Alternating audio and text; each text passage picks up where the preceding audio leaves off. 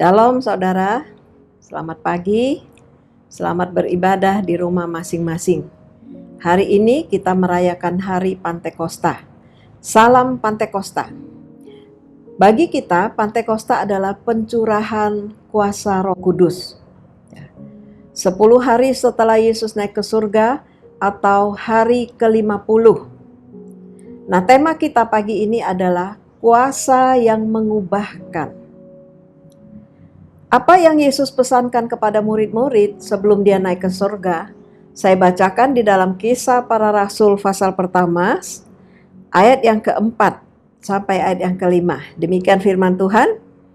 Pada suatu hari ketika ia makan bersama-sama dengan mereka, ia melarang mereka meninggalkan Yerusalem dan menyuruh mereka tinggal di situ menantikan janji Bapa.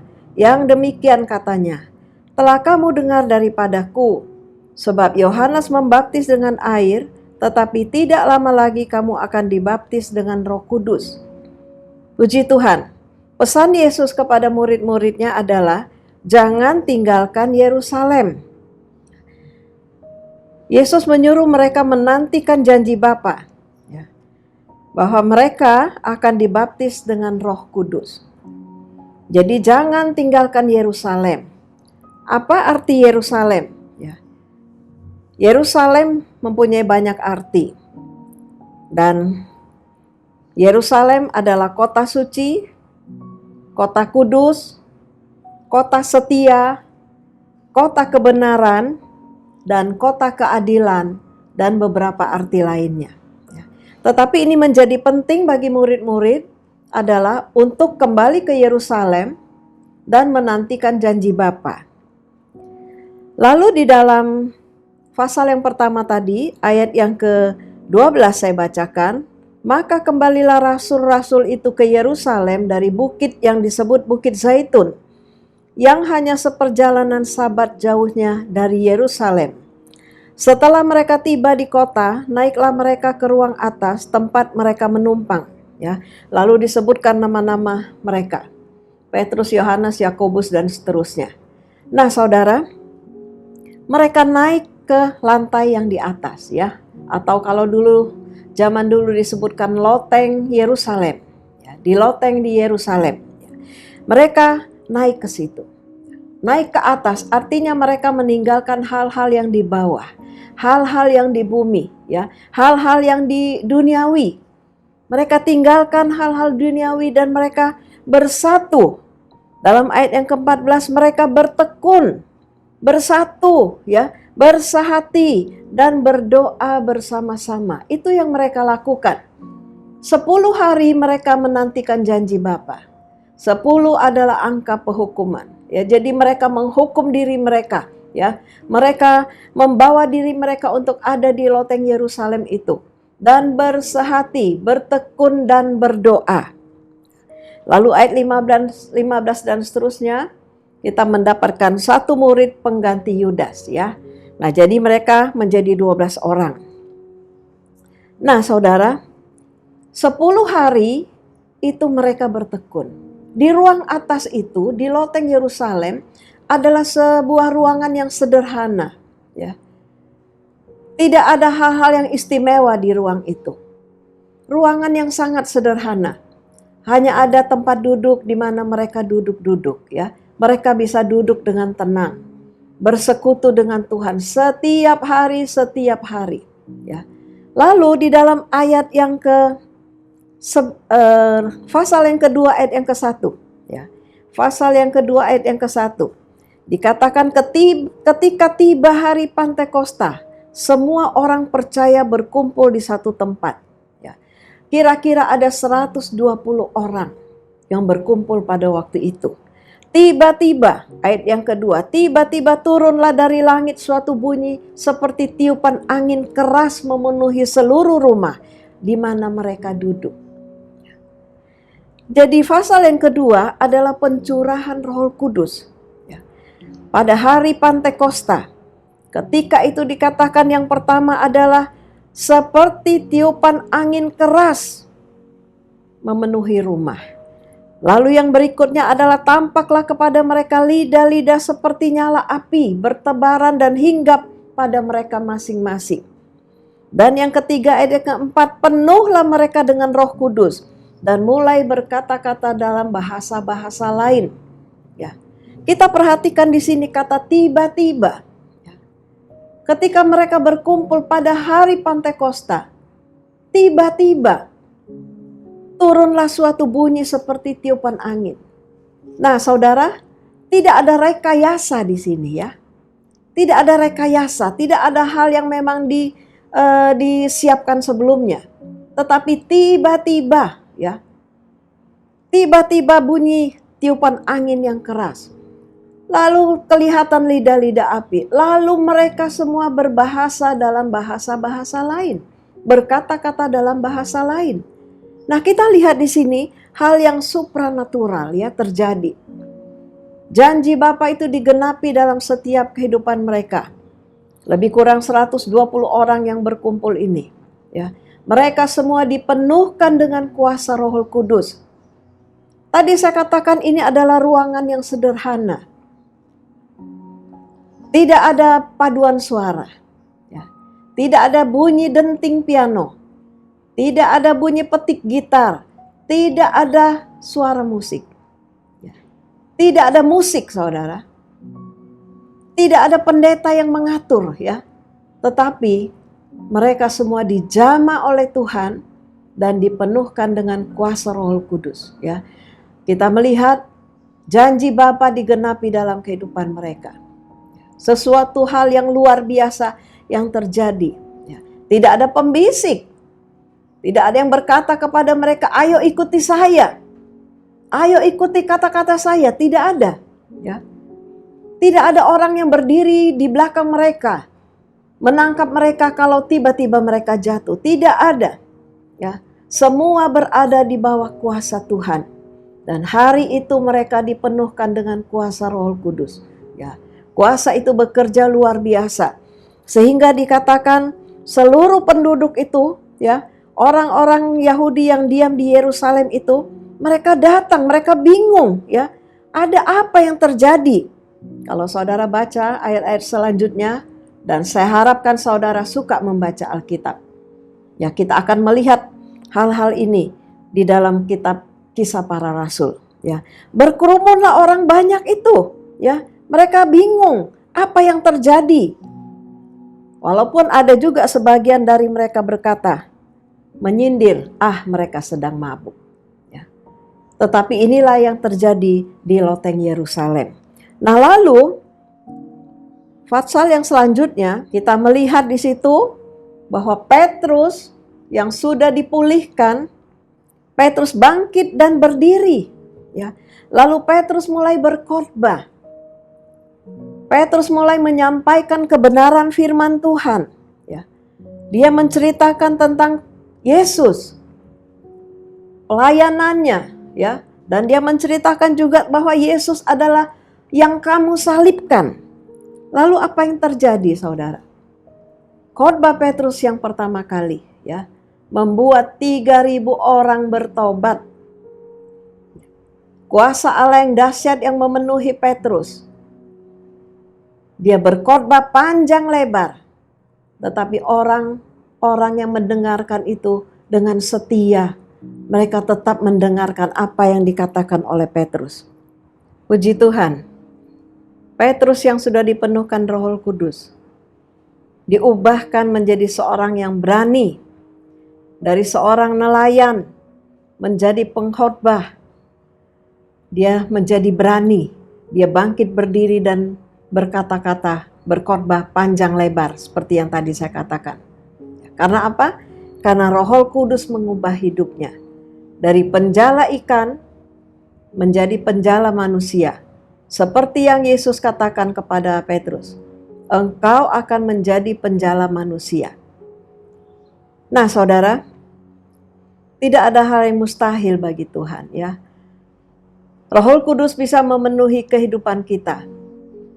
Roh Kudus juga bisa memakai setiap kita. Kita bisa diubahkan oleh kuasa Tuhan. Lalu setelah itu, pada khotbah yang kedua, Tuhan menambahkan jumlah mereka menjadi 5.000 orang yang bertobat. Pada waktu Petrus berkhotbah, banyak orang-orang yang tertemplak ya. Mereka bertanya-tanya, apa yang harus kami lakukan? Dengan hati yang pedih mereka bertanya, bagaimana supaya kami dapat diselamatkan? Bagaimana supaya dosa kami diampuni? Dan Petrus berkata, berilah dirimu kepada Tuhan dan berilah dirimu untuk dibaptis. Jadi kita lihat pelayanan Petrus luar biasa. 5.000 petobat-petobat baru ya. 5.000 orang yang diselamatkan. 5.000 jiwa yang dimenangkan bagi Tuhan. Dalam pelayanan Petrus di awal. Ya, inilah gereja yang mula-mula, saudara. Gereja yang mula-mula yang begitu sungguh-sungguh mendengarkan firman Tuhan. Ketika Petrus berkhotbah, mereka menyimak dengan baik, dengan khusyuk ya. Mereka mendengarkan firman Tuhan dan hati mereka diubahkan dan mereka menerima keselamatan. Apakah Roh Kudus bisa memenuhi kita saat ini? Bisa. Ya. Roh Kudus bisa menjangkau di tempat, di rumah-rumah di mana saudara tinggal. Roh Kudus akan memenuhi kehidupan saudara. Ya. Tidak peduli bagaimanapun kondisi rumah saudara. Seperti loteng yang di atas tadikah? Ya. Tetapi Tuhan melihat hati. Hati yang rindu. Ya. Hati yang rindu diubahkan. Seperti 120 orang yang berkumpul itu. Mereka bersehati. Mereka bertekun. Mereka berdoa, sungguh-sungguh berdoa kepada Tuhan. Dan kuasa itu memenuhi hidup mereka. Saat ini, Roh Kudus bisa memenuhi kehidupan saudara. Kita sudah berdoa selama 10 hari ini. Kita sudah bersehati, kita minta kepada Tuhan. Ya. Dan saya percaya Roh Kudus akan memenuhi kehidupan kita semua. Ketika Roh Kudus itu ada dalam kehidupan kita, kita menjadi kuat. Kita menjadi orang-orang yang berani. Kita menjadi orang-orang yang sungguh-sungguh menaruh harap kita kepada Tuhan. Pada waktu Petrus berkhotbah, saya bacakan pasal 4 ayat yang ke-13. Ketika sidang itu melihat keberanian Petrus dan Yohanes dan mengetahui bahwa keduanya orang biasa yang tidak terpelajar, heranlah mereka. Dan mereka mengenal keduanya sebagai pengikut Yesus. Ya, ayat ini mengatakan ketika orang-orang melihat bahwa Petrus dan Yohanes ini ya begitu berani padahal mereka tidak terpelajar. Heran mereka ya. Heranlah mereka. Tetapi dikatakan mereka mengenal keduanya sebagai pengikut Yesus. Nah, saudara, kalau Roh Kudus ada dalam kehidupan kita, kita harus dikenal sebagai pengikut Yesus. Bagaimana pengikut Yesus? Orang akan mengenal kita dari kelakuan kita, dari tutur kata kita. Ya, bukan berarti saudara pergi lalu harus terus berbicara bahasa roh. Ya. Saudara naik kereta api, naik bus, pergi bekerja, saudara terus berteriak-teriak bahasa roh, bukan. Bukan begitu lalu orang berkata, oh itu adalah pengikut Kristus, bukan. Ya. Tetapi pengikut Kristus dikatakan, roh yang ada di dalam kita itu membuat orang mengenali kita adalah pengikut Kristus dari cara kita, ya dari tutur kata kita. Nah, biarlah firman Tuhan pagi hari ini, di dalam hari Pantekosta ini, biarlah hati kita sungguh-sungguh terpaut kepada Tuhan. Biarlah harap kita semakin naik kepada Tuhan. Iman kita semakin bertumbuh di dalam Tuhan. Dan kehidupan kita menjadi berkat. Sebab orang-orang mengenal kita. Kita adalah pengikut Kristus. Ya, puji Tuhan. Tuhan memberkati kita semua. Mari kita berdoa. Mari kita akan bersama-sama berdoa. Silakan angkat tangan kanan saudara bila ada yang membutuhkan pertolongan Tuhan pada saat ini. Tuhan Yesus, pada saat ini kami datang ke hadapan hadirat-Mu. Kami percaya bahwa Engkau ada bersama-sama dengan kami. Karena itu kami mengundang kuasa-Mu, mengundang kuasa Roh Kudus-Mu untuk bekerja dalam kehidupan anak-anak-Mu. Sehingga mereka akan mengalami mujizat Tuhan. Mereka akan mengalami keajaiban Tuhan ketika mereka berseru, ketika mereka berdoa saat ini. Biarlah ada jawaban yang pasti yang Tuhan berikan kepada mereka. Karena itu Tuhan, mari lihatlah tangan-tangan yang terangkat saat ini. Ada masalah, ada persoalan, ada kebutuhan, ada keperluan yang mereka butuhkan saat ini. Mari Tuhan, ulurkanlah tangan-Mu yang berkuasa. Tangan-Mu adalah tangan yang ajaib Tuhan. Telah banyak orang-orang yang percaya kepada Engkau, ditolong, dibebaskan, dilepaskan, dipulihkan. Karena itu Tuhan, pagi ini juga kami mohon hal yang sama, agar Tuhan juga menjamah, memulihkan setiap kehidupan anak-anak-Mu. Dalam nama Tuhan Yesus, Tuhan jamah setiap anak-anak-Mu. Tuhan bebaskan, Tuhan lepaskan, Tuhan berkati kehidupan mereka. Angkat segala ketakutan mereka. Angkat segala kekhawatiran mereka. Biarlah mereka Tuhan mengalami keajaiban Tuhan pada pagi hari ini. Lebih daripada itu, mari Tuhan di hari Pantekosta ini, kuasa Roh Kudus-Mu datang memenuhi kehidupan setiap anak-anak-Mu. Sehingga hidup mereka senantiasa dipenuhkan oleh kuasa Roh Kudus. Kami percaya ketika mereka dipenuhkan oleh Roh Kudus, mereka akan menjadi orang yang kuat. Mereka akan menjadi orang yang berani Tuhan dalam mengiring kepada Engkau, sehingga hidup mereka menjadi berkat. Terima kasih Tuhan, kami serahkan seluruh kehidupan anak-anak-Mu ke dalam tangan-Mu. Pegang senantiasa kehidupan mereka, agar mereka tetap berjalan bersama dengan Engkau, sehingga mereka terpelihara, terjamin Tuhan, sepanjang umur hidup mereka. Terima kasih. Dalam nama Tuhan Yesus Kristus, kami sudah beralaskan doa kami. Haleluya. Amin. Tuhan memberkati.